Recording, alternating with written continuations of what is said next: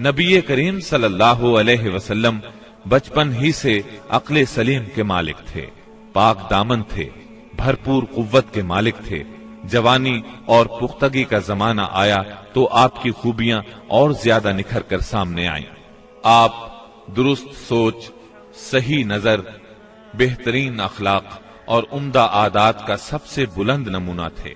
سچائی اور امانت، صبر و شکر، حیا اور وفا، خیر خواہی اور تواضع سبھی میں ممتاز تھے۔ بھلائی اور احسان میں آپ کا کوئی ثانی نہیں تھا۔ ابو طالب نے کیا خوب کہا ہے، وہ گورے مکھڑے والا جس کی برکت سے ابر رحمت برستا ہے، وہ یتیموں کا سہارا اور بیواؤں کا نگہبان ہے۔ آپ بہت صلہ رحمی کرنے والے تھے، لوگوں کا بوجھ اپنے سر لیتے تھے، کنگال کی ایسی مدد فرماتے کہ مالدار ہو جاتا یا روزگار سے لگ جاتا، مہمان کی مہمانی کرتے اور مصیبت کے مارے ہوں سے تعاون فرماتے۔ اللہ تعالیٰ نے آپ کی حفاظت اور نگہبانی کا خاص انتظام فرمایا تھا اور قوم کے اندر پھیلی ہوئی خرافات اور برائیوں کے خلاف آپ کے دل میں نفرت ڈال دی تھی۔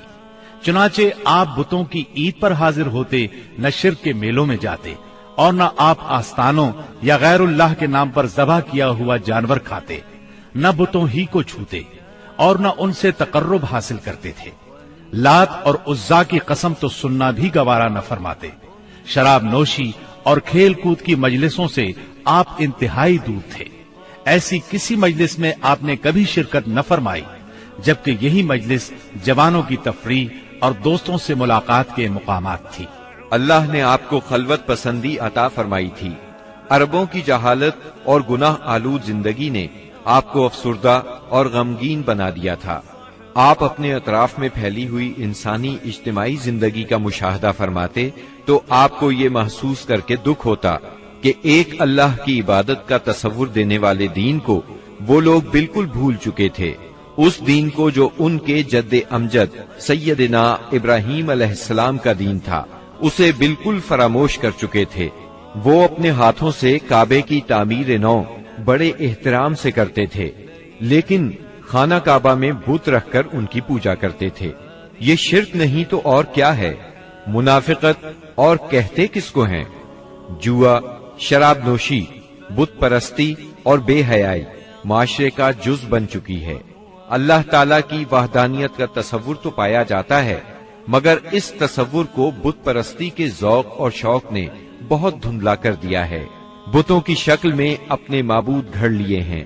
ہر قبیلے اور ہر خاندان کا ایک پسندیدہ بت ہے اور کعبے میں 360 بت رکھے ہوئے ہیں۔ بت پرستی کے شوق کا یہ عالم ہے کہ قریش سفر میں جاتے ہیں تو ستو کے بت بنا لیتے ہیں اور جب ضرورت پڑتی ہے تو اپنے معبودوں کو گھول کر پی لیتے ہیں۔ قریش کے معاشرے اور عرب کے ماحول میں عورت بیچاری کی حالت اس قدر پست، ذلیل اور ردی ہے کہ وہ اونٹوں، بکریوں اور غلے کی طرح تجارت کی چیز بن چکی ہے۔ شادیوں پر کوئی پابندی، کوئی روک نہیں۔ ایک مرد جتنی عورتوں سے چاہے شادی کر سکتا ہے اور دوسری طرف عورت بھی جتنے مردوں کو پسند کرے ان سے تعلق پیدا کر سکتی ہے۔ چوری چھپے آشنائی سے لے کر کھلی بے حیائی تک ہر برائی کی جاتی ہے۔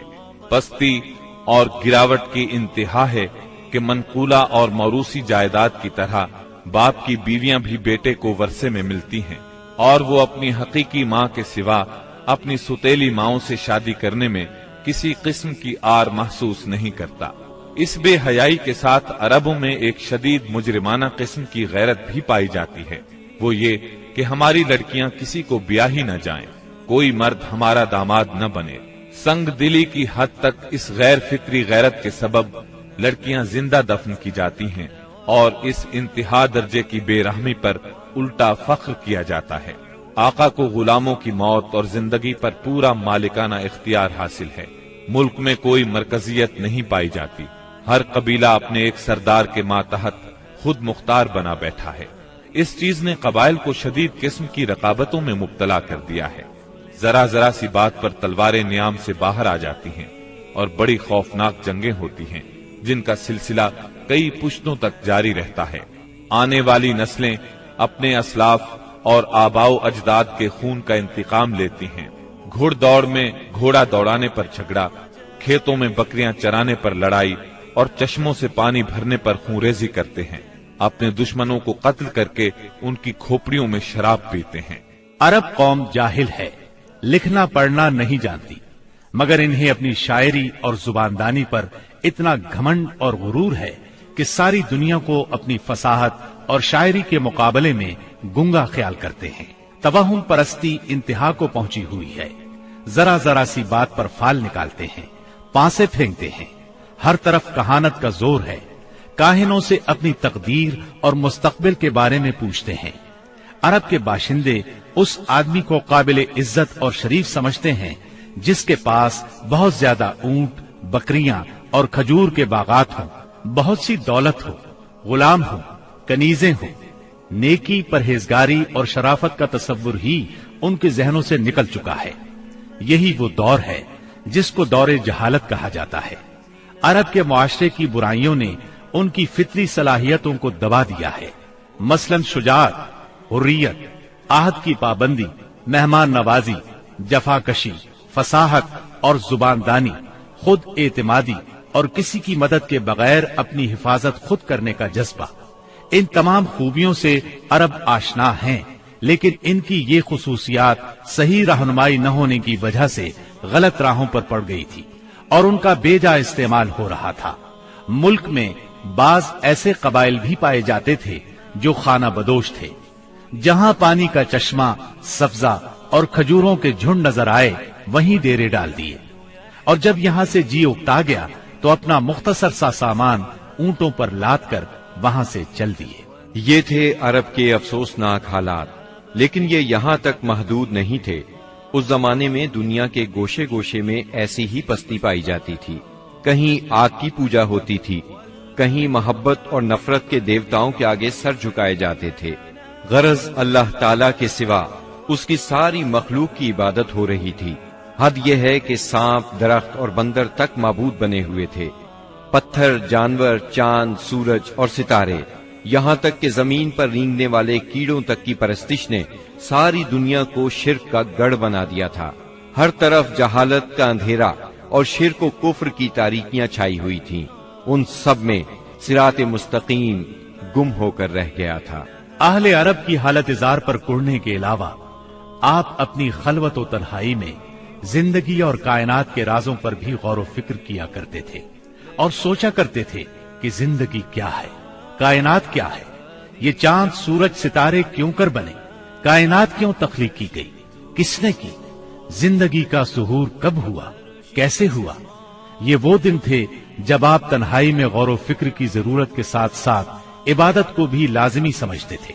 इबादत आपकी रूह की जरूरत थी, लिहाजा आप रमजान भर गारे हिरा में क़याम फरमाते, आने जाने वाले मिस्कीनों को खाना खिलाते और बकिया औकात अल्लाह ताला की इबादत में गुजार देते।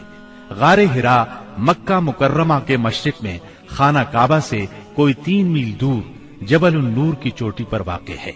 खलवत और गोशाए तन्हाई की तलाश में आप गारे हिरा पहुंचे। ये चूंकि काबा के सामने था और वहां कामिल तन्हाई और यकसुई थी, इसीलिए आपको बहुत पसंद आया। रमजान का महीना और पीर का दिन था। आप गारे हिरा के अंदर जिक्र इलाही और इबादत में मशगूल थे कि यकायक जिब्रील अलैहिस्सलाम नाजिल हुए और आपको वही और नबुव्वत से नवाजा। सैयदा आयशा रजी अल्लाह अन्हा फरमाती हैं, रसूलुल्लाह सल्लल्लाहु अलैहि वसल्लम पर वही का आगाज नींद में अच्छे ख्वाब से हुआ।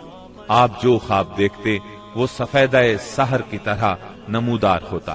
फिर आपको तन्हाई पसंद आने लगी, चुनाचे आप गारे हिरा में खलवत फरमाने लगे और कई कई रात घर आए बगैर इबादत करते और इस अरसे के लिए तोशा भी साथ ले जाते।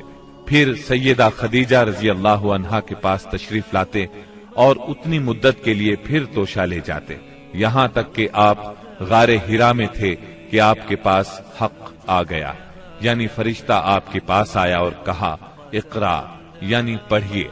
आपने फरमाया, मैं पढ़ना नहीं जानता।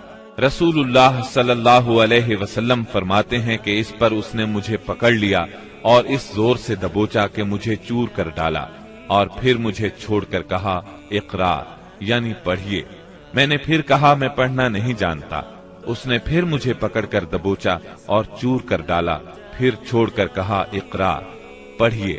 میں نے پھر کہا میں پڑھا ہوا نہیں ہوں۔ اب اس نے تیسری بار دبوچا اور کہا پڑھ اپنے اس پروردگار کے نام سے جس نے پیدا کیا، انسان کو لوتھڑے سے پیدا کیا۔ پڑھ تیرا رب بڑا کریم ہے جس نے قلم کے ذریعے سے علم دیا، انسان کو وہ بات سکھائی جسے وہ جانتا نہ تھا۔ اب آپ نے یہ آیات پڑھ دیں، پھر آپ ان آیات کو لے کر واپس آئے۔